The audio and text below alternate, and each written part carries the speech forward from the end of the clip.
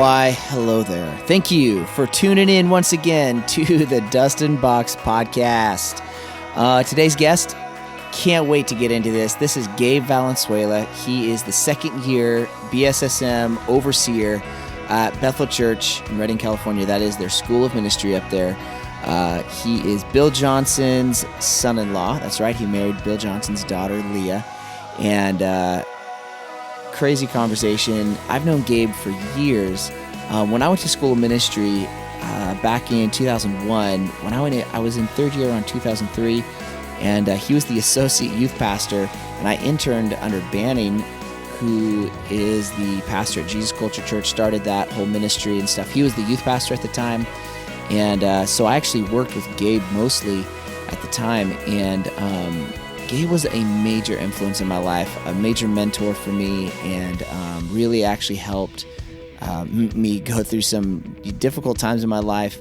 And he's just an incredible guy. He really has an incredible pastor's heart, and super excited about it. So, hey, I'm done talking. Let's get into this. This is Gabe Valenzuela. Let's hit it. I've known you for years. A very long time. Super long. Dude, okay, so in case people don't know who you are, just what do you do now, now? Yeah, so now I work at Bethel Church in Redding, California. I oversee their second year school of ministry program. So it's a amazing school, 3 years, 3 different years, and I get to be in charge of the second one. Nice. So it's pretty great, yeah. That's awesome. How long have you been doing that? I mean, I don't even know, because I feel like... It feels like forever. No, I think I've been in the role I have now. I think this is my 7th year. Sweet. I think. Okay. And then being on staff as a pastor in school for 3 years previous to that. Yeah. So I think we're hitting 10. That's crazy. Somewhere about now. That's wild. Yeah, I met you... I think I probably met you before this, but I really got to know you like 2002 or 2003 when I interned with Banning. And you were the associate youth pastor. Yeah, I was doing all the work back then. And Banning, I don't know what Banning was doing, but that's how that went down. That so he was running second year as well as youth pastoring, right? And doing Jesus Culture stuff. Yeah. To this day, he still doesn't remember that he was my second year overseer. Oh, I'm sure he doesn't. Yeah. That's no, crazy. we had a lot of fun back then. Nobody knew. Here's the deal. No one knew what the heck we were doing back then. Yeah. Like, I don't think we knew. We definitely didn't know how to run a youth group. I think second year was barely surviving. I talk to him every now and then, so we joke about it now. But yeah, those are super amazing times back then. It's when we're all growing and figuring life out, and that's wild. I don't think, I think I was barely just married and no kids, and it was crazy. Yeah, I remember. I mean, did you have Judah then? You had Judah when I was interning. Because I remember coming over and Leah was like, I mean, it was like Judah was just I think when we first met, I had no kids, and then we just had Judah or something like that. Yeah. How many kids now? 4 kids. They're awesome. That's crazy. Yeah, so 4 kids, no more. Done. I'm done. I am medically done with kids. So we hit our 4th just now, and my wife, when we were pregnant with this last one. So baby number 4 is a surprise, you know? I mean, granted, there's like a 4-year gap between the 3rd and the 4th, but she laid it down. She's like, all right, before this baby's born, oh yeah, listen, we're taking care of stuff, you know? 4 is a whole nother deal. So I talk to parents that have like 5, 6, 7 kids, and they always tell me, if you have 4, just keep having them, because it's all the same after that. But no, man, 4 is a jump. I love it. It's awesome. It definitely isn't 3. Yeah.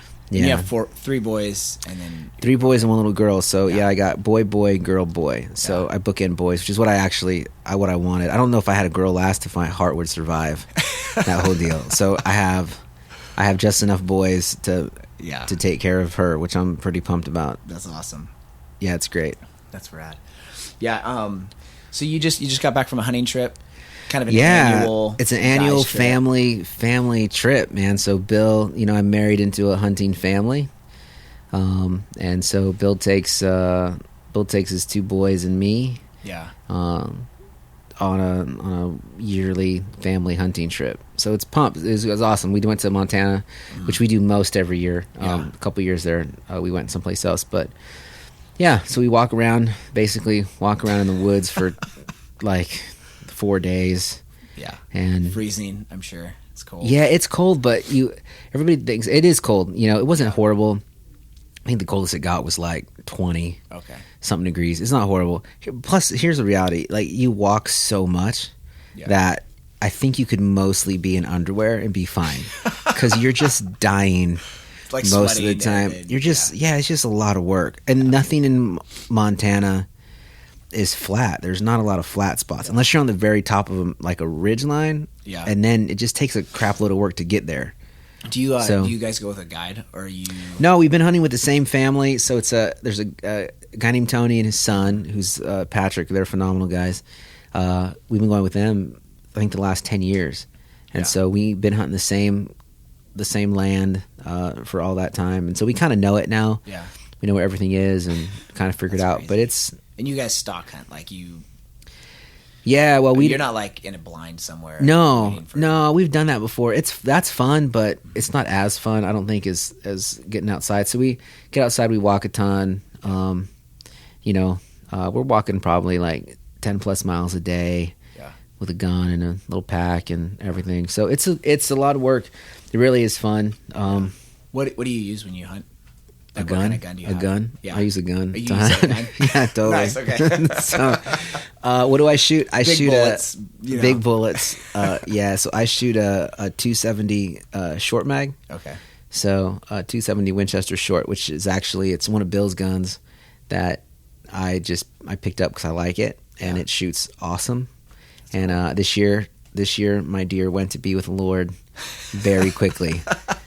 Like, it was, I don't know what happened. I think it was just a gift from God. Yeah. And I was excited, and it was like day 2, and you know how it is, like when you hunt. So, day 1, you're like looking for the biggest thing there. Totally. Day 2, we hunt for 4 days. Okay. So the buck I shot was probably like a day 3 or 4 buck, really. Oh, wow. But I saw it, and my brain said, don't pull the trigger. No, my brain said don't, because I thought there could be something bigger. But my finger said yes. Totally. And I pulled it, and awesome. It sat right down. Yeah. Yeah. So there could be something bigger. I thought there could be. Yeah. But my finger didn't think that, and so my finger pulled the trigger. It was super fun. Awesome. So and good thing, because I didn't see anything bigger the whole rest of the hunting trip. So, and I walked my rear end off. So it was a super fun. Eric shot a monster. Yeah, a monster deer. Eric's my brother-in-law, so he shot something crazy. Just blessed by God. I don't even know how he made that shot. It's stupid. Supernatural favor. It was, yeah. Well, to be fair, he shot at it a lot, and only one. I can't even imagine I'm telling you this. He's gonna be mad, but only one out of like 7 shots hit the deer. It just happened to hit the deer perfect. But the first six. He was a little excited, which I would have been freaked out too. Did the deer like bolt, or was it far enough away that it was No, it ran. So I think by the time he got his 7th shot off, we ranged it. It was 380 yards. Oh, dang. And it was super windy. I think it was the Lord, to be honest. I think the Lord was like, I'm going to give you this one. Yeah. So, yeah. But we all got our deer. Everybody on our trip got it. So it's really fun. We do that usually every year, and it's like the highlight of the year. So I've been back to work for a couple days, and mostly just see pictures of deer in my head. Yeah, mostly. And Instagram, and Yeah, I'm trying to. We had a cow elk tags too, which we didn't see. Oh, really? But I'm trying to figure out how to add that to my life. I need that. Plus, I have 4 kids, and they eat a ton. So you obviously, when you shoot like that, like because you're in Montana, you got to pack that meat. Like how do you get it back to your house? Like, what do you? Well, we drag it to the road basically, and then we send it to a butcher. Okay. And the butcher takes care of it, and then once it's all done, the guy who we hunt with, he lives in Montana, and he comes out trading every now and then. Oh, so we just wait till he comes out, and he packs his car full of meat, and then that's awesome. We all get a big box. Yeah. A huge box, but that's awesome. I need lots of boxes because my kids are just killing me right now. How old's Judah now? Judah's 14. Oh my he just eats and sleeps, basically. That's all he does. Jude and Diego. Diego's 12. 12. Okay. 14, 12, and then 14, 12. My little girl's 9.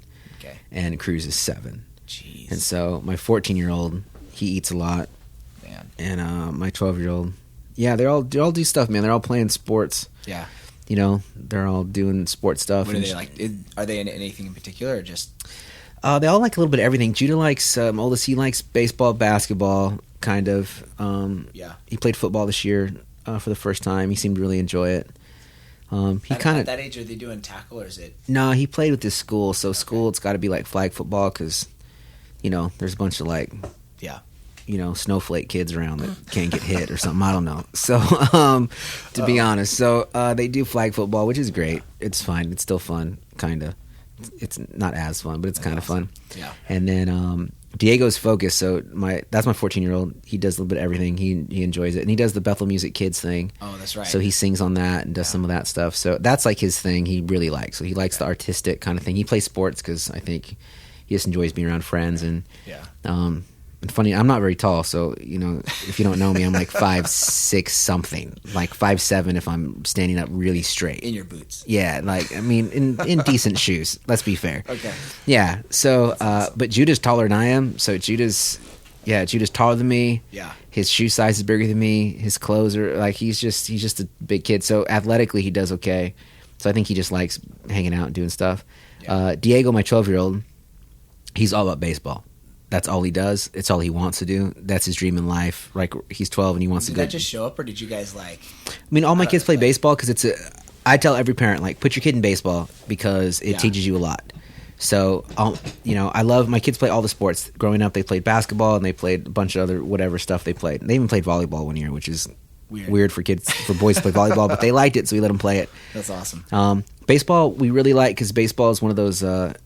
For me, it's one of those like individual sports. Yeah. That's a team sport at the same time. Yeah. So, when your kid's pitching and he's getting hit, like there's nothing your team's going to do to help him. Like your kid has to deal with that stuff. So I like that about baseball, and it's a game of failure, right? So no matter how good your kid is. The best in the world is like a 1 in 3. Yeah. Well, you're hitting 300. Like, totally. You're hitting 300. You're 3 for 10. You're like on base. Yeah. And you're an all-star. You know what I'm saying? So it's a game of failure, which I really sounds mean, but, basketball, kids played that too. So basketball is just such a fast game that when you fail at basketball, you miss a shot, you're already halfway down the court, So you don't get a time to think. Baseball, you get a lot of time to think about your failure, to be honest. So, so we always put our kids in it because I think it's good. Yeah. And he just really took to it. And so when he was little, he kind of was, he played up all those times, and now he plays just normal little league ball. He's on a travel team in town that's doing fairly well. Oh, that's awesome. So they just had a tournament in Oregon, which I'm paying for my kid to travel and play baseball now. But oh my gosh, they did really well. So they got second place. The team that beat them is basically on their little league team. It's kind of his travel team is similar to his little league team. It's kind of like the all-stars of his little league team play on this travel team. And the team that beat them in this tournament was the team that beat them to go to state. So they had one game. They had one game to win before my son's team was going to go to the state tournament for Little League. That's awesome. And they lost to a team from the coast. And it's the same team that beat them. But to get to that game at this tournament, they beat a team that was 35-0, hadn't lost in like 3 years. Geez. So, so these little kids are it's so fun to watch them because at that intense, man. Yeah, at that level, they're actually, at 12, you start to get good at stuff. Yeah. No matter how awesome your kid is, I don't care. If he's like 9, he sucks. Yeah. Right? So totally. You're like, my kid's awesome. Like, no, your kid's 10 and he's not good at anything right now. Do you know what I mean? Dude, but I help coach jiu-jitsu, so like I help teach classes and stuff with the kids, and it's hilarious that we split the class between like kids and then teens, but teens starts at that 10 to 12 mark because depending on their development, they can be like legit at 10, 11 years old and really good. Yeah. Or they're just a total goofball. Or they're horrible. Just like completely uncoordinated. I mean, like just rolling around on the mat. It's really funny, honestly. Oh, totally. Yeah, it's kind of like that with almost any sport. So, but these kids on this travel team, they're 12 and they all throw down. Like they're all good players. So that's fun to watch. But that's what he wants to do. So he's in it. That's man. Awesome. He's like every day. He just he's at right now. We're sitting in my office right now at church, kind of hanging out and talking. And it's his week off of school was Thanksgiving. Yeah. So no school today, and he went to a baseball camp in town for hitting practice. The kid just wants to play ball. That's awesome. So his dream. That's not stuff that you're pushing. That's like I want to do this. He wants to do it. He's the most committed. I got 4 kids. They're all awesome. He's probably the one that is the most like focused on this one thing. Yeah. I mean, I wish he'd focus on homework like that, to be fair, but at least he's doing homework so he can play baseball. Basically, that's his deal. Yeah, and that's awesome. Yeah, so he's focused. He's like, I want to go D1, and he's got a whole deal. So we'll see what happens. I don't know. At 12, you never know, right? Yeah. So okay, so I have actually 2 questions about that. So one, if your kids are like, so obviously your kids are like teenage, like hitting, obviously you have 2 teenagers, well, 12 Yeah, years. yeah, almost there. Yeah. How do you start to like, I don't know, judge whether or not you're going to really push them on something like that as like a parent versus, because there's always like the classic like, parents that like over push their kids and it kind of burns them out. And there's all the stories about that. But then there's also these super famous athletes or actors or whatever that their parents did push them like that and they kind of resent their parents, but they're super successful. Well, I think you got to figure out. How do you judge that? I mean, as like a parent now, I think that's tough. I'm not to be honest, man. I'm not the best at like pushing my kids. I probably should be better. You know what I mean? Like Cruz, my 7-year-old. My wife said, "Hey, Dad's going to be in charge." Because my house isn't always. I got 4 kids and a crazy life, and my house isn't always as spotless as I want it to be. You know, so now I get a little bit. Did that kind of stuff bother you? Or you? No, sometimes. Okay. Like not usually, but sometimes I walk in, I'm just like, okay, holy crap, we have to figure this out. Totally. Or You're gonna freak out. Yeah, I'm not going to be on the hoarder show. Do you know what I'm saying? Like I'm not doing that. So, so my wife told my 7-year-old, "Hey, Dad's going to be in charge of cleaning." Because she's just busy. She got kids doing a bunch of stuff. So, because I'm not raising lazy kids. And my 7-year-old goes, "Too late, Mom. You already have." Oh my gosh. And he's 7. He was joking, but I don't know that I'm the best at pushing all my kids. But for us, it was just like, hey, find something you love. So Judas found like the creative part, who he is, and so if I can find something that they love, I'll give my life to that thing as long as they're interested. Yeah. And invested. When they were little, you were around for that. When they were little, they used to box, right? Oh, totally. And they loved it. Yeah. Until they didn't. They used to punch me in the face every time I came totally. over. Yeah. So what's great as a dad, you're just like, I love boxing. And I still like to watch boxing. But I was in love with boxing for the season that my kids were in boxing. Okay. And then they were done with boxing. They didn't want to do it anymore. They wanted to play baseball. Yeah. So now we're in love with baseball. So then how do you judge like, because I'm kind of in the middle of this. So like both of my sons are in jiu-jitsu with me. Yeah. Brazilian jiu-jitsu. And it's kind of like your kids are going to beat up my kids. Probably. Yeah. So what's crazy about it is like they're in the middle of that. Like you're seeing, it's like baseball has that like there's just a lot of failure. It's the same way in jiu-jitsu. Every day you go in, you tap. I mean, you're always getting submitted. You're constantly being beat. So it's really, really great, but it can be kind of emotionally taxing or tiring. Yeah. So there's that element of like, hey, no, we're not going to just like stop because you're not interested. Like. There's that level of commitment. Yeah. So how do you, as a parent, judge? That's a great question. I mean, we always did a time commitment for them. So we always did. We always kind of said, "Hey, you're going to commit to this for 8 months, or for 6 months, and you can't quit for that long."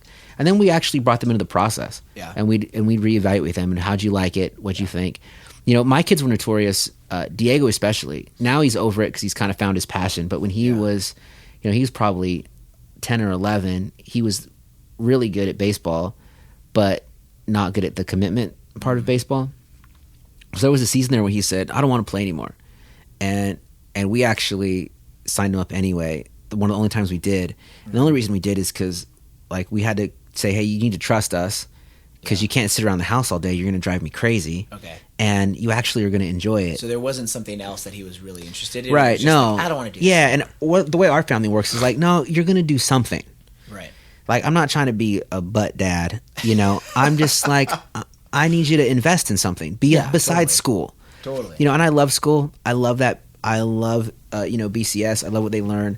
But part of it for me is going, you need to actually invest in something outside of the stuff that I'm forcing you to invest in. Totally. Do you know what I mean? Yeah. And that's just for you. That's, you get to decide. I mean, that's kind of like a life thing that you need outside. Yeah. Because otherwise it's just like, hey, I'm doing this because my boss asked me to do it. Or like my job is dependent on me being good at this. Totally. And I think sports are really great for kids, And to be honest, my kids are so involved with church stuff that I like them outside of church. Yeah. Do you know what I mean? To be friends, honest. Yeah. I like them to have friends that like, it sounds weird, but I get it. He's 12 years old. I look at the dugout, I'm like, yeah, your friends are dropping words we don't drop. You know what I mean? They're talking, wait, what words are those? Yeah, those words. Those words that we don't say. Hilarious. Yeah. I'm like, I don't necessarily want to expose my kids to crazy, but I'm like, you have to learn to manage yourself around Totally. It was crazy. I actually heard this guy talk about that, like, kids that are raised in an environment where they don't hear any cuss words or anything like that, in that sort of environment, that it's really, it arrests their development in some of those areas of being able to kind of like understand their own values, like why, self-control, some of those kind of pieces, and almost like as parents, like, no, it's actually safe to like expose them to certain things and not completely shelter them. And in terms of that stuff, because we think about sheltering like you need to be exposed to like hardship or trials, but we don't think about it in terms of like language or attitudes or that sort of stuff. We're trying to. I'm not, listen, to be fair, like I'm not taking my 7-year-old to a rated R movie, right? No, like, no. I'm not doing that. At the same time, I remember my Judah, he's 14 now. He's probably 10, playing baseball at 10, right? And there was a little boy that he kind of made friends with who you could tell, like when you play, it's like any sport, right? You probably know the parents of your kids that totally, whatever. Oh, so you know the parents. And, oh my gosh. And these parents were cool parents, but they weren't like I love Jesus parents, but they were super cool, Totally. And so good people, Yeah, good people, but you could fully tell like our core values weren't the same, and that's not horrible. It's just what it was. So they offered to take my kid to the lake, oh, no. like to do stuff. Wait, which one, Judah or Diego? Judah. Okay. At like 10 years old, take him to the lake. Dude. And I'm like, I don't know that I want my kid going to the lake with a family who I don't know. And, I see this kid talk and do all this stuff, and I'm like, oh, I don't know. And so for about 3 days, I told Judah, no, you can't go, you can't go, you can't go. So finally, he's 10. He goes, Dad, why can't I go? I really want to go. And I said, Judah, here's the reality. I love you. I just don't trust this family. And I don't want to send you somewhere with people I don't trust. And here's what Judah, a 10 years old freaking genius kid, goes, Dad, do you trust me?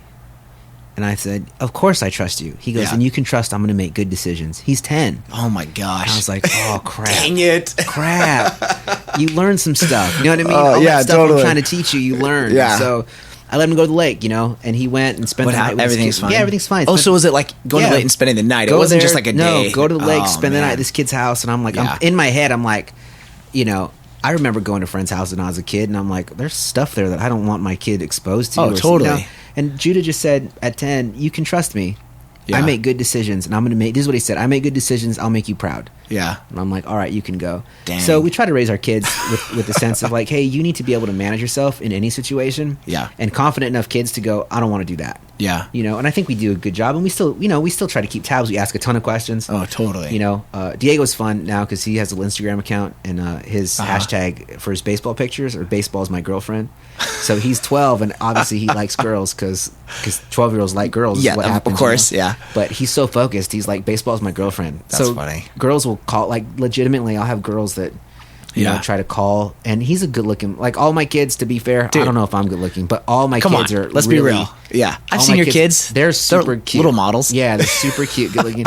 So he has these little girls like that try to get him to come over and stuff. Yeah. And he's like, baseball, all-star baseball. Yeah, he plays baseball. Cute, the whole deal. It's like the sisters of the kids on the baseball team, basically, are like trying to, Yeah, and all those little friends. Did are you know all of his friends all their sisters are like, Daddy, I want to go watch baseball. Oh, you want to support your brother? No, I want to go see the other. I want to go see Diego. Kind of dumb, but that's awesome. Yeah, so it's kind of weird to watch because I'm 39, and you're like, there is not a 12-year-old cool enough. Do you know what I mean? But they all think they're awesome, and they should totally. But it's a bunch of little hot shot. Has Judah had a girlfriend yet, or he's 14? No, so Judah's liked a few girls because, along the way. I mean, come on, let's be real. I've seen him Bethel Kids music, right? Like on stage performing. I mean, he's out in front of people. He's singing away. He does all that stuff. Dancing. He's like I said, he's taller than me and super cute. And he's got some girls he likes. We talk about it all the time. We don't have any rules of like when you can or can't have a girlfriend. Okay. So here's his rule basically is we talk about it and he tells me who he likes, and I can't manage who he likes. I'm like, that's an internal deal for your kids. So you like whoever you like. I can't do anything about that. But if you want to date somebody and you want to actually connect to them, you're gonna have to talk to a daddy. Yeah. And her daddy. So when you're ready to do that, you can come talk to me. Until then, you can't touch anybody. You can't hold hands. You can talk. Yeah. And you can look at somebody. And that's basically all you got. Yeah. Right? Okay. So sometimes he'll be like, oh, I like, he'll tell me who he likes, who he has a crush on. We're pretty open as a family, so we'll talk about all that stuff. And, but he's never been he's never been ready to be like, okay, I want to talk to some girl's dad. Yeah. So until he's ready to do that, he's not ready to have a girlfriend. Do you think that's putting too much pressure on just like casual dating, or like, there's like there's kind of two big perspectives of like, hey, it's healthy to have kind of like casual dating as long as there's really firm boundaries, so you can kind of get to know each other, get used to like talking and connecting with a girl. I mean, if casual dating looks like friendship, you can do that all you want. Okay. Yeah. But to me, dating's like I'm taking somebody out to get to know them with the intentional purpose of hopefully a longer term connection. Okay. I'm like, you can talk to whoever you want at school. You're 14 years old. You got no money. His money's my money, and I'm not taking another 14-year-old out on a date. So if he wants to date somebody, he better come up with some cash. Yeah. Do you know what I mean? So, like, he has no options right now. So his options are like, I can like who I like, and and he's really good at like managing himself, to be honest. So he's awesome. Pretty good at that. So we're kind of just in that range. My oldest is 9, and so like like last year, oh my gosh, poor kid. Both me and Savannah, right, my wife, are pretty dramatic. I mean, intense and dramatic.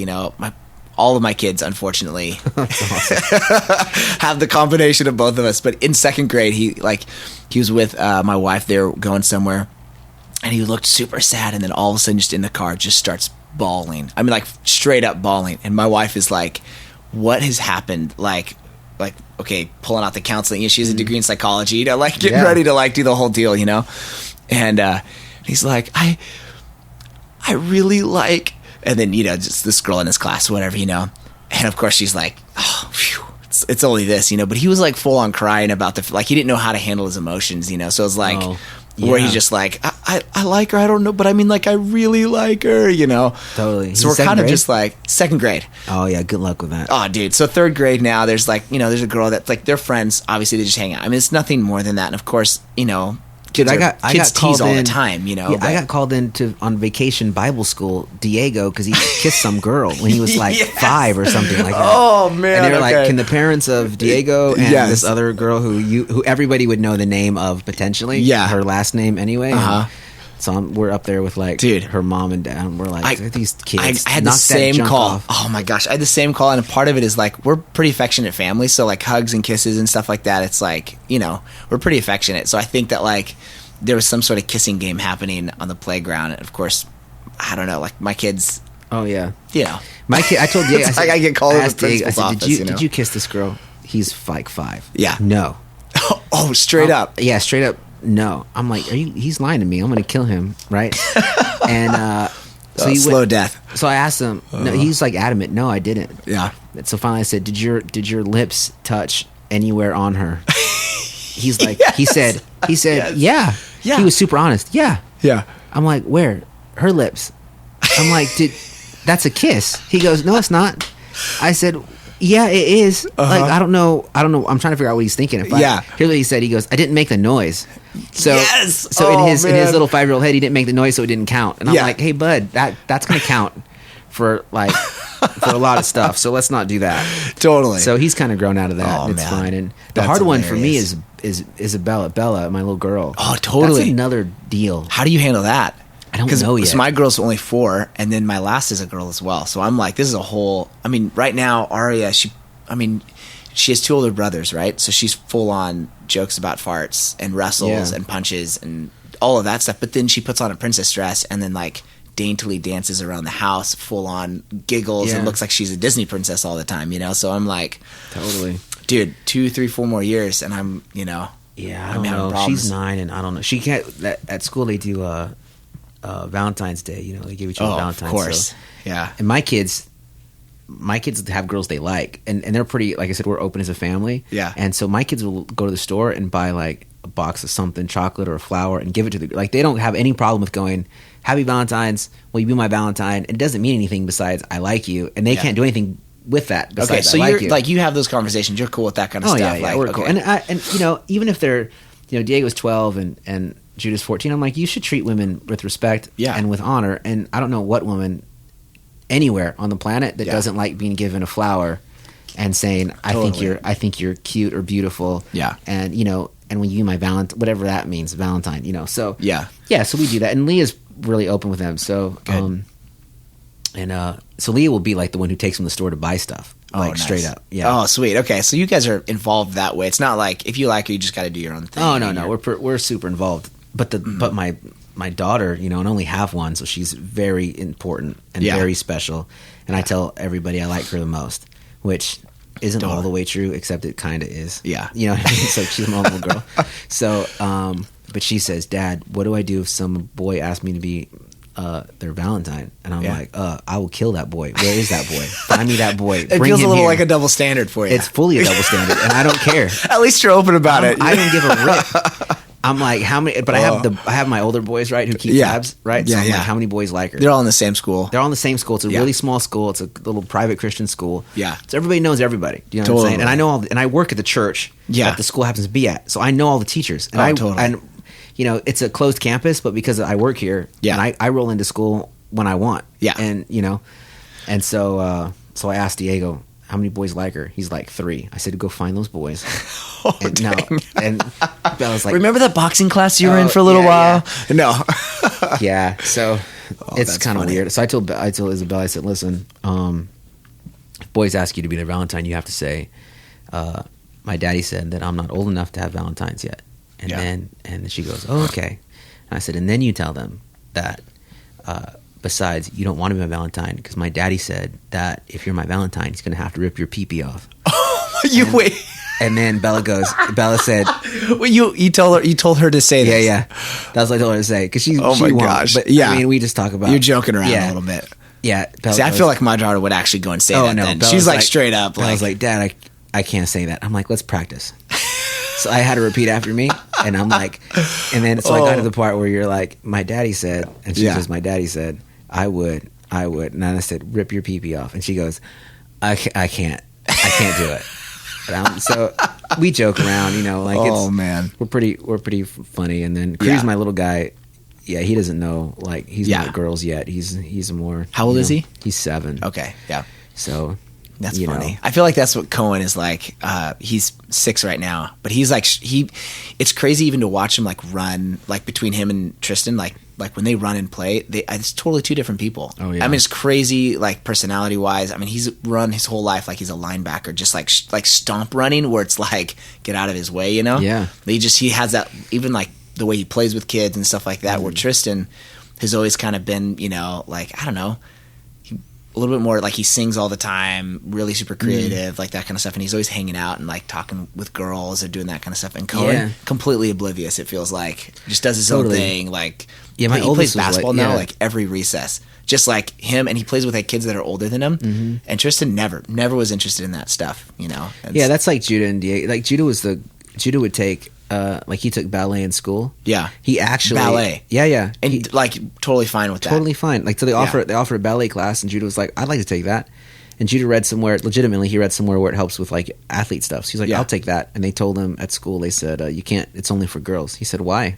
Oh dang. And they said, well, because the girls will be uncomfortable if boys are in it. So he went to every girl in the class and got them to say, or asked them, like, if I take the class, would you be uncomfortable? They all said no. So he went back and was like, they all said no. So they let him. Did he do that on his own, or were you like, hey, you should do this? No, he did it on his own. Oh, damn, that's crazy. He's always been confident and like done that stuff. And whereas like Diego, so Judah will come home and be like, yeah, I have friends in school, and I took whatever today, and we sang some songs or whatever. And Diego's big deal is he's in 5th grade. He's like, I scored on an 8th grader today. Like that's kind of his. That's what he cares about. Yeah, that's awesome. That's great, man. So how do you? One of the things, if anyone's like not familiar with Bethel, like it's a pretty massive organization now, and it's I mean, there's like, you guys are, work hard. Obviously the hours, it's not like some churches where you have a really flexible schedule. You can kind of do what you want a little bit, like some smaller churches, it's an easy flow like that because of the nature of the job. Yeah. But you have 4 kids. One teenager, one almost teenager, they're all involved in stuff. How do you manage like healthy family and crazy. life, and then the demands of, running second year BSSM? That's massive. You have how many students this year?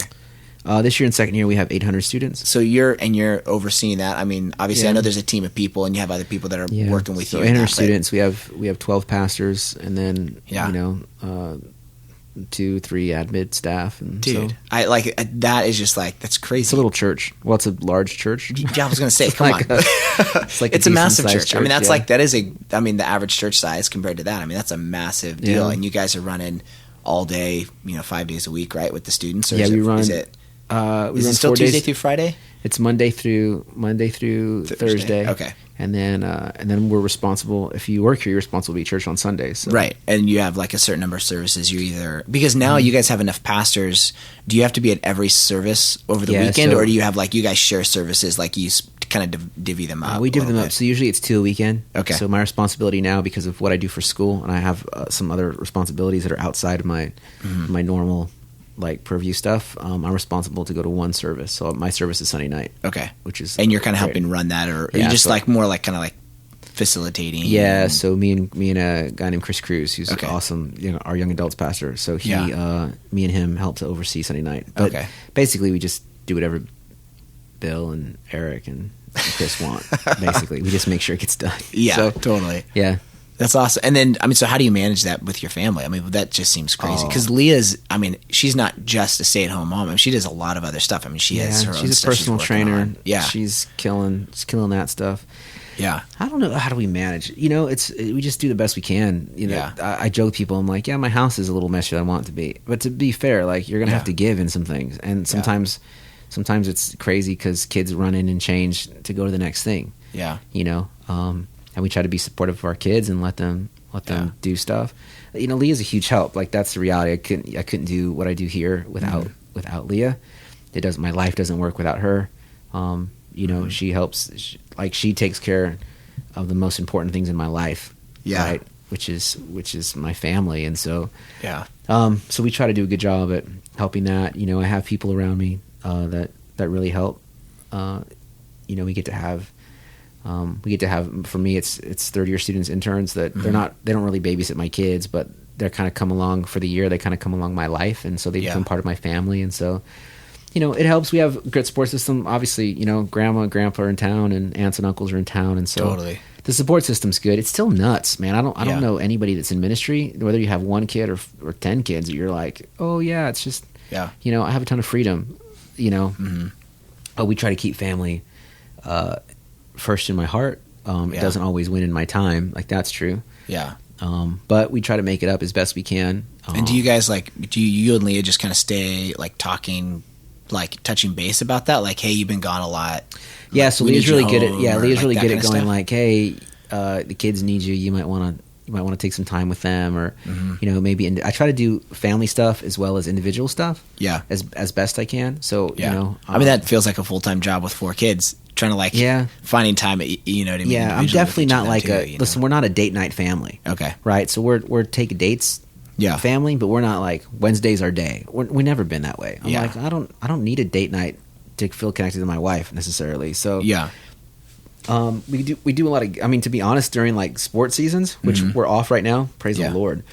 But during sports seasons, I mean, it sounds weird. I'm at just games, not practices. I'm probably at 5 games a week. That's crazy to me. Yeah, and I try to go to all the games. So the one bonus I have in helping to lead the environment is I can flex my schedule a little bit enough to like, if I got to get out at 4:30, or sometimes I can do that. Or, you have team to kind of help cover some of that stuff. And, so that's important to me. So I work really hard to never miss a game. Yeah. I mean, I'll work hard. Sometimes we split. Sometimes we go to, do different games, 2 different locations, do stuff. So yeah. And now so obviously you're doing second year school ministry. Do you have anything else outside of that you like?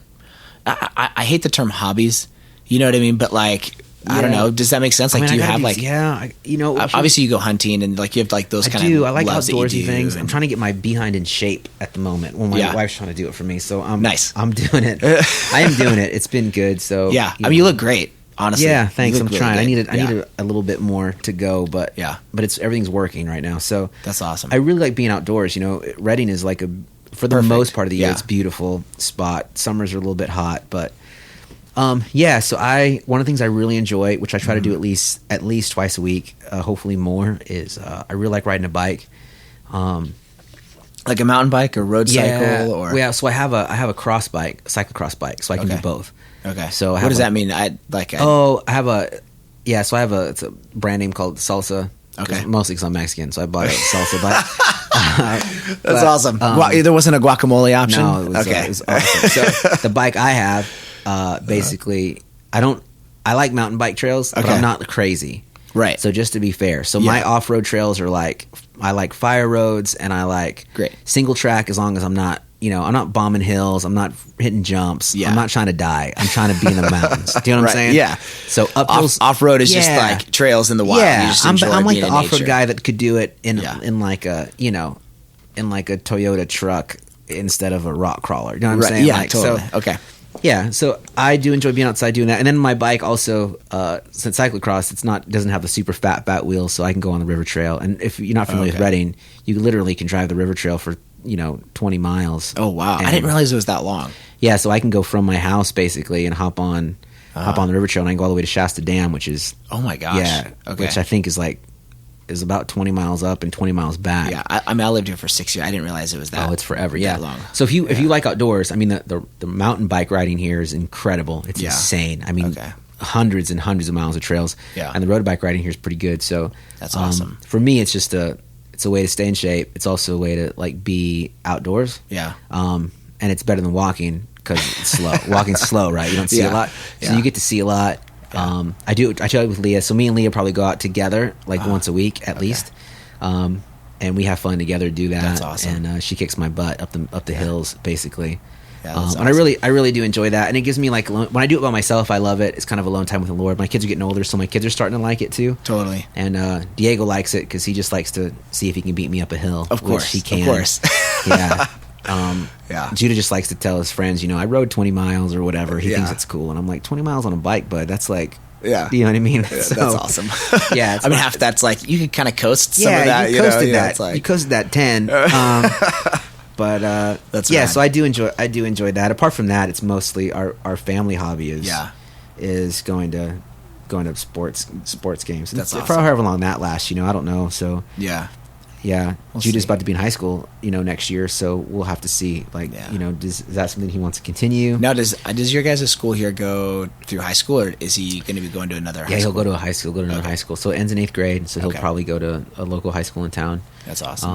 And then he'll have to decide. It's a whole other deal. So once your kids get to that age, it's no more. It's like, hey, anybody can play. Yeah. Even Diego's age now, it's like, it's not no more. It's just like, well, your kid has fun. Yeah. Yeah. These kids are having they're fun. They're doing tryouts and serious, they're trying hard. That's crazy. It's so funny. So people all the time, like my team, my leadership team that I work with, and people that I do counseling with and stuff. There are things that I've learned from hanging out with you that I still bring up and I share with people.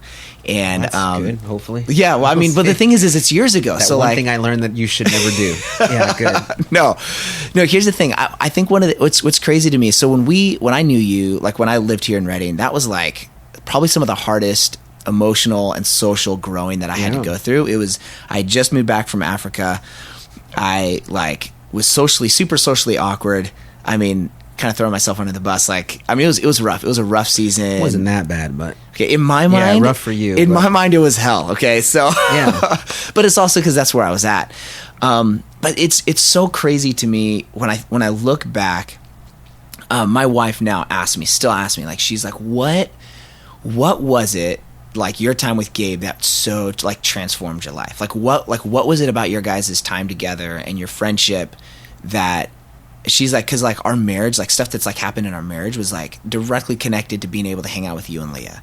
I mean, stuff that's personal growth, pastoring people, things like that. I still reach back from that time.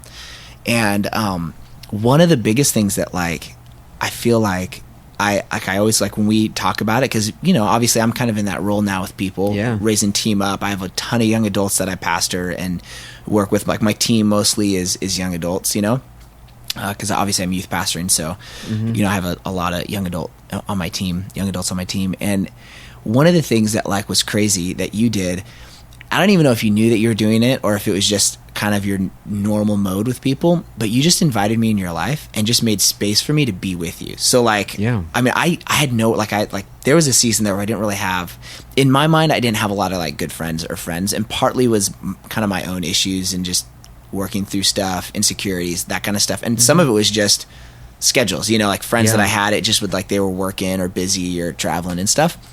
And I remember calling you up and like I'd send you the text, and I still remember emotionally. You probably like, I don't know if I ever told you this, but I can remember sending you a text message like, oh my gosh, it's going to respond. Like, I don't have anywhere else to go. I need to like, I just can't be by myself right now in my little like ghetto apartment that I lived in, you know. Awesome, yeah. it was brutal. And you'd respond like, oh yeah, come over. Like, let me just check with Leah. You know, the baby's kind of fussy right now. And you'd be like, yeah, she says it's fine. And I'd come over and we'd watch like some stupid, like, I don't even know, like TLC show or like some like home improvement show or whatever. And we would just sit and talk, and you just would make space for me just to be with you guys. And then out of that, we'd have conversations about things and stuff would come up. I mean, I remember for a while, you'd take me to lunch and we'd go to Wendy's and you'd buy me like $1 nuggets. Cause I mean, Wendy's. Dude, okay. I was broke back then, to be fair. Oh, I know that's the thing, is like you guys were like, I mean, I had no money. We were like assistant youth pastors. Yeah. So, I mean, I remember like you'd like, all right, I think I can take you out to lunch today, and we'd go and get $1 nuggets and water. Yeah. Do I still love Wendy's? I still love Wendy's. Have I had Wendy's in a long time? No. No, yeah. But oh my gosh. Do I want Wendy's right now as we're speaking? Yes.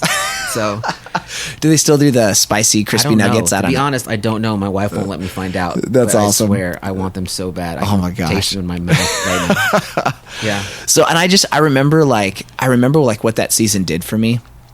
And I'm curious, like I want to know now, like was some of that intentional? Was some of that just kind of your normal mode of how you work with people and mentor people and stuff in that way? Like it is my normal, but it's all intentional. Yeah. You know, so I wouldn't say it's how I work with everybody. You know, I have staff I don't hang out with, and I have staff I do hang out with. You know, I think it just depends. You know, I think if God gives you people in your life, I think you should be a good steward with those people. Yeah. And for me, part of that is in the discipleship model that I think Jesus used. You know, he's just hanging out. Yeah. Like, so a lot of how we grow and develop people is hanging out until they don't need to hang out anymore. Yeah. You know, so I can go through the list of people that I've hung out with in the course of my life, and they're phenomenal people. They're all people that people would know. Yeah. And to be fair, I hung out with them before anybody knew them. Yeah. And then they don't need me anymore. Yeah. I mean, still nobody knows me, but that's... No, but, you know, that's not true. But, you know what I mean? Kidding. I'm just being... Yeah. I just taught in a class just right before this, actually. And it was like a pastoring class. And I think Jesus did that. I think you watch the life of Jesus, and he's hanging out with you know, disciples, and he's doing life together, and they're breaking bread together, and you know, and he teaches them. I love it because he teaches them apart from everybody else, right? Yeah. So he kind of does stuff with the multitudes of people, and then he comes back and talks to them. Yeah. And for me, I've always had the most growth personally in like my own personal journey with leaders. Yeah. In moments that weren't pulpit moments. Right. You know, it was a car ride moment. It was a sitting at somebody's house moment. It was watching a football game. Yeah. You know, and so for me, I think that's where I get most. That's where I've been influenced the most. I think that's probably helped me to find the value of just hanging out sometimes. And I think hanging out for me, I think it should be true for most people. But you know, I think you have to kind of go, are you worth my time? Like this is an important deal, and I think people can experience that. So if like my time's valuable. Is this like... Yeah, and to be fair, like I don't look at my time going, oh my gosh, it's the most valuable thing ever. You know what I mean? I charge $500 an hour for my time. I don't do that. I just go, I think, I would say, no, the way I look at it is, like you're valuable. And if you're valuable, then I have to be willing to spend time with you. Yeah. Yeah. You know, and to be fair, it helps me grow people that I actually like to be with. Totally. You know, so the idea that like I grow people who I don't like to hang out with, I'm like, that's not true. Yeah. You know, Jesus picked his. They didn't pick him. Yeah, yeah. You know, I think that like it's just strange because when I look back, like there's you invited me into your guys' lives in like a really like tough season of my life, like a critical season of growth and stuff. But I mean, I feel like there was times where you really invited me into some like pretty like special times. I mean, like I stayed the night at Bill and Benny's house. Just because you guys were house sitting, and like I remember one morning, like I woke up on their couch, and there's like Benny Johnson walking through the living room to like you know, and it was just for me like at that age. This was several years ago, but even then, I mean, at that age, I just was like, oh, like where am I? This just feels weird, you know.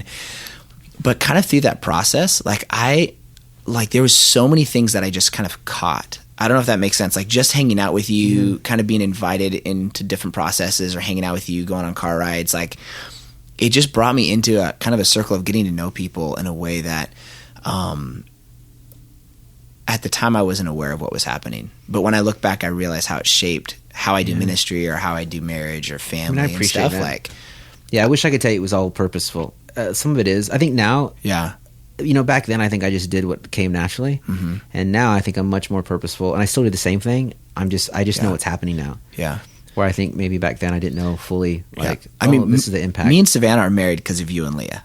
I mean, so when we first started, you're welcome for that. Thank you, because I love her. I don't know if she's welcome. You're welcome. You're welcome for that. So when we first started dating, right? Like it was long distance. She lived in Vacaville. We were living in Weaverville at the time. And totally, we'd speak on the phone all the time. Like we're getting to know each other, and she's like, in my mind, she really is super hot, But at that time too, I just was like freaking out. Like I can't believe this super hot girl is like into me, and we're talking, and none of us could believe that.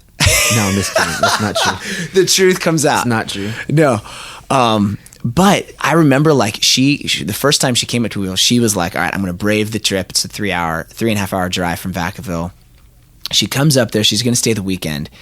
And oh my gosh, that first day was, the worst day in history. I could not picture a worse and more awkward, like first date type time frame. I was in the middle of like a 30-day fast for some reason I don't even know why I was doing it. I don't know. God told me. I will chalk it up to that, right? So she comes up. We meet for lunch, right? I went to the store to like buy her a flower, because in my mind I'm supposed to buy a girl a flower, right?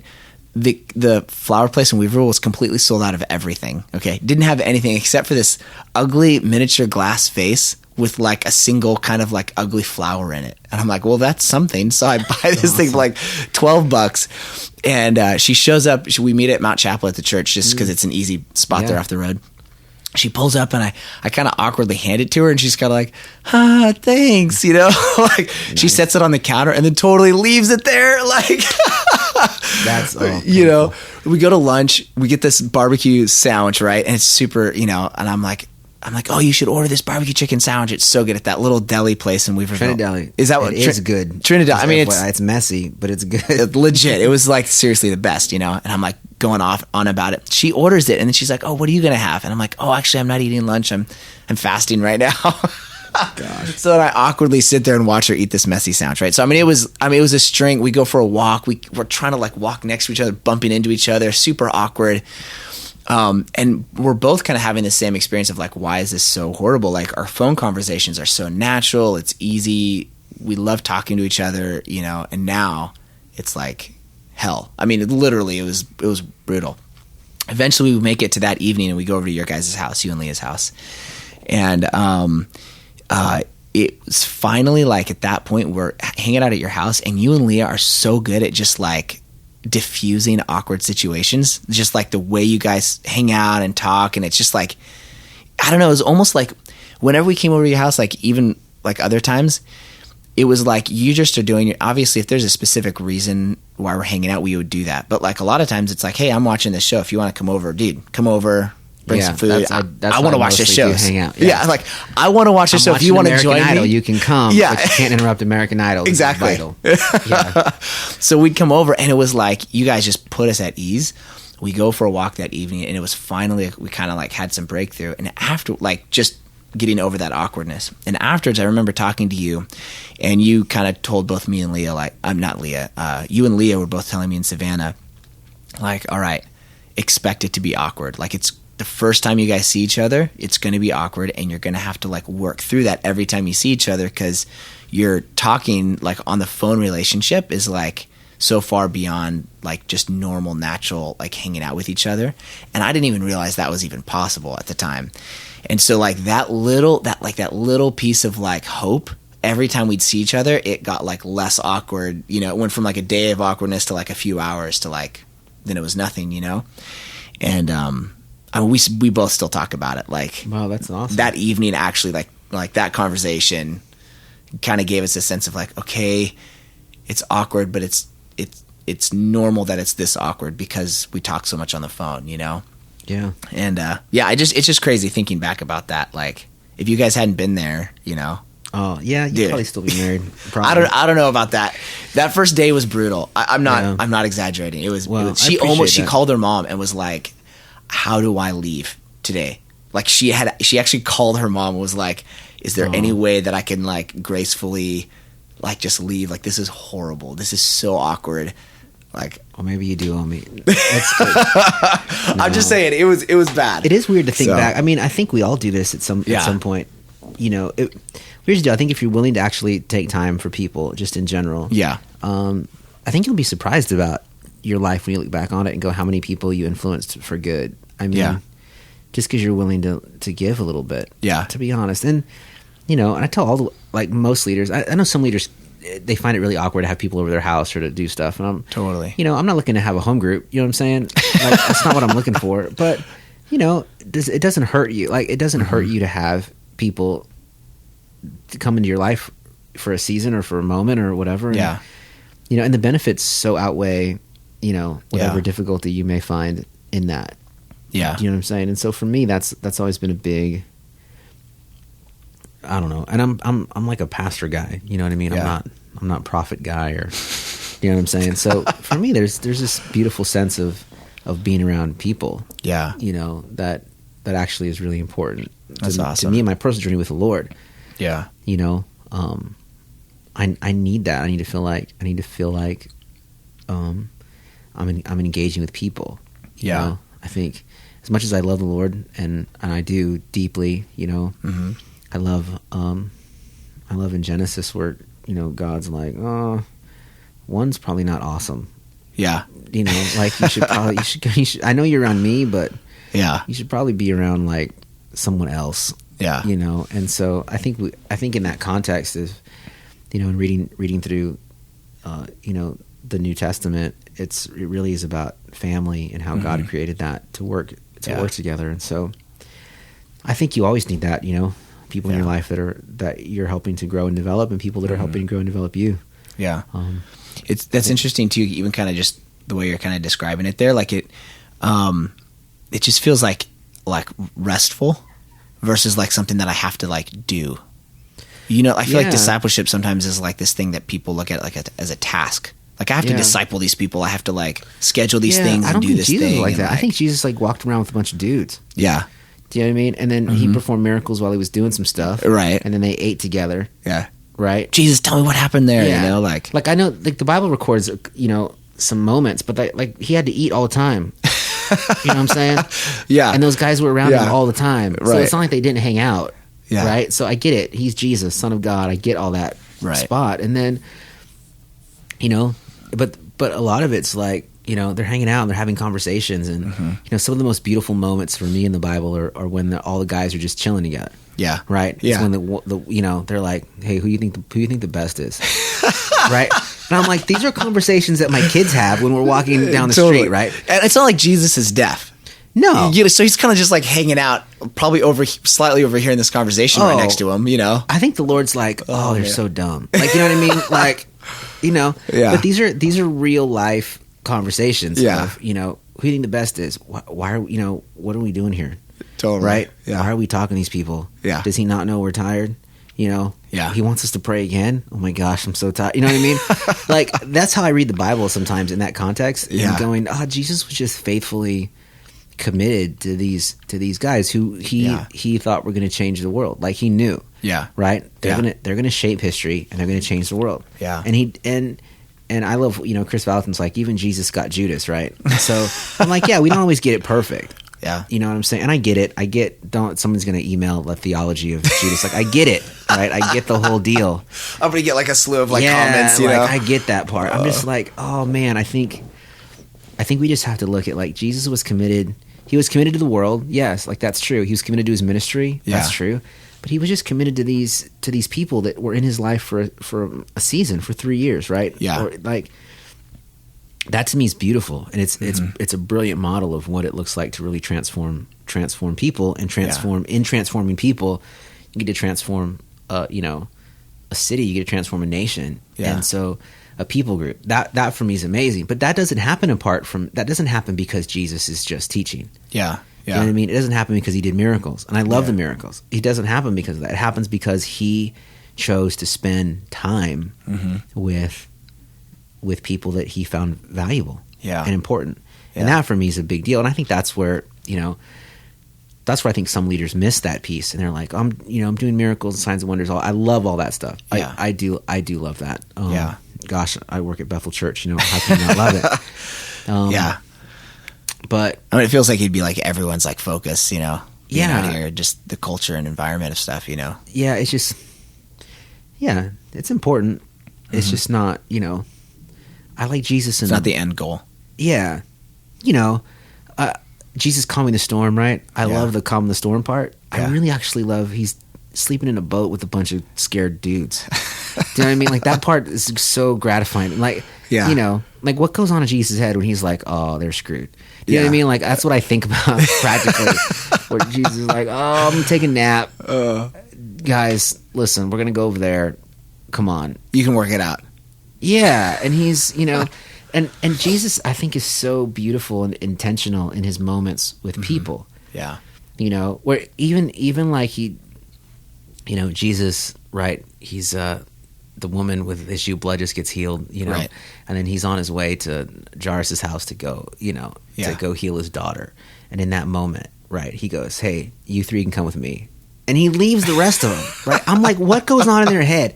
Like, how insecure are you right now? Totally. When Jesus goes, the Messiah. I actually just want you three, and you guys can stay. And I think about that and go, oh. What about Philip and Thomas? Yeah, what were they thinking? Like, oh, not John again. John, you know what I mean? Like, why does John get it all the time? And I think there's some beauty in that of going, listen, Jesus was very intentional with who he picked to do life with who he goes, no, listen, you guys are the ones I'm gonna hang out with. You guys are the ones that I'm gonna pull into a secret spot with me. And so this idea of like, there's a lot of people that we get to hang out with, right? And people I've influenced. And in those bunch of people, there's some that get to actually spend time at my house. Yeah. And I'm really okay with that. Yeah. Well, I'm thankful I got to be one of those. Oh, thanks. Yeah. Because I've been on the outside in a lot of other situations too. But I think that's how it goes. It totally is because how it God goes. knows like what leaders you need in your life. Like I feel like personality wise, like we're kind of different personality wise. Yeah. And obviously like way more direct and kind of just like bulldog kind of style, just bullying my way through stuff. And I think hanging out with you in a lot of those environments so tempered some of that stuff, at least not at the time, I don't think, but now that I'm like flowing in leadership and running ministries and doing different stuff, like I oversee a lot of stuff at our church too. Like, it's given me that sense of like, nah, I can chill out. Let's just enjoy the process and the journey and kind of walk through this stuff. Like, and I picked that up a lot, from some of those different people that God put in my life. And if there had been someone else there, I would never have gotten those pieces. I appreciate that. Thank you. Yeah, man, I read the Bible and like, Jesus never panicked. Yeah, no, never. Do you know what I mean? Yeah. He just was so set in his call and in what God wanted him to do. He's never, Yeah. He's annoyed. That's awesome. Sometimes frustrated, but he's never concerned about the outcome. Yeah. Yeah. Right. And so I think as leaders we have to just try to, if we really trust the Lord, like if we actually go, I trust the Lord, then we shouldn't be concerned about the outcome. Yeah. Do you have people that where you've brought into your life that it didn't work out well with, like where they maybe just were making bummer choices afterwards, or it was like, no, actually it sounds weird. I was going to say, do I have some of those? No. Yeah. I have people that like maybe some people that were kind of close that, made poor choices and did some dumb stuff. Like, I think we all have those. Yeah. Do you know what I mean? Mm-hmm. I don't have anybody super close that I can say like spends time with my family or does that stuff that like blew up their life. I try to pick good people. You know what I mean? Like, to be fair. Totally. Yeah. I mean, I do remember, like, obviously, my one big kind of like all my like big mistakes in life have always been when I felt disconnected from like leaders or like mentor relationships and stuff like that. Like, and whether I was actually disconnected or it was just my own perspective, it was usually in those seasons where I've made really, poor choices and stuff. But I remember the one time, I was here, like, I'm here hanging out and ended up like kind of making out with a girl, and it didn't go like too much, beyond that. That was like my, when I was still single, like back in the day, typical kind of 20-year-old mistake. And I called you the next day, I call you the next morning, and I say, Gabe, we got to talk. Now obviously I know like there's something inside of me that like ran to leadership and like ran to covering in the midst of my mess that I made, which is awesome. But I remember your response. And you guys, I don't even know what was going on, but I know you're over at your in-laws' house, Bill and Benny's house. There's some sort of family gathering and stuff. And I know, like, obviously family is like such a huge priority for you. That's like kind of a non-negotiable, like, hey, it's family night. Like, we're not, we got family plans kind of a thing. And I remember your response to me was like, hey, give me a few minutes. What time can you meet me? I'll be there. And that response of like, I don't know, where you responded where I needed you most, and where you still had priorities, but you recognized kind of the situation. And we went to a coffee shop and we just sat there, and we actually spent the first probably 20 minutes talking about what would we do if we won the lottery. Oh yeah, I like this conversation. Like I know you probably don't remember this conversation, but like I do. I remember sitting there thinking like, oh crap, like here we go, we got to talk about this. And you sat down. I was like, dude, I've been thinking about the lottery lately. Do you know what it's at right now? And like, yeah, that's on purpose. I know that's stuff's on purpose. Totally, to put me at ease and stuff, and just kind of. But yeah, I just want to say thanks, man, because that was You're like so welcome. It walked me through that, and like, dude, it gave me such a healthy perspective for choices afterwards that like I really have not like it's really helped me through like those edges where I got close, was able to like pull away and like not make bad choices, in the moments and stuff. So it's been awesome. It's been awesome. Well, thank you so much. Yeah, I know you got to go. We're out of time. I'm back-to-back meetings, but man, thanks so much for having me on your podcast. Super Dude, cool. I love to see what you're doing, and man, I hope this blows up for you. Thanks. Me too. Yeah. Hey, can we do this real quick? I don't know if I know you're not much on social media or anything, but if people want to follow you or like see what you're up to, school what is ministry stuff. Let me look and see what it is. Hold on, I'll tell you right now. So my thing is it's Rev Gabe V. And that's Instagram? Instagram. Okay. I'm on Facebook, but to be fair, I'm not really on Facebook. Like, I have an account, and that's it. You know how Facebook switched to it switched to Messenger or something like that? Like 2 years ago? I haven't even switched that. Yeah. You just don't even. I just don't want to talk to people on Facebook, to be honest. So, yeah. That's awesome. That's my account. Okay, cool. Yeah, I don't post a ton. I'm not like super social media guy. Sweet. But if they want to, it's there. Yeah. And then obviously you're here at Bethel running second year. Here at Bethel second year. If you're interested in school ministry, man, check it out. That's awesome. What's the website? BSSM.net, I think, is the actual school website, something like that. But sweet. But they can just go to Bethel.com, I think now. I think they've... Bethel.com will have links to everything. Cool. So awesome. Thanks, man. Hey, thanks for having me. Appreciate it. Have a good day. Yep. We'll see you guys. All right. Huge thank you to Gabe for sitting down with me, making time out of his crazy schedule right now. Man, I just love him so much, and I hope you enjoyed this podcast. Be sure to follow our Instagram, Dustin and Savannah. My personal Instagram is DustinBox_BJJ for kind of Brazilian Jiu-Jitsu and that sort of stuff. Our website, obviously, DustinandSavannah.com. My wife's blog is up and going. It's amazing. Some incredible stuff on there for you, as well as we got new podcasts on the way. So stay tuned, and we will catch you next time. Have a great day.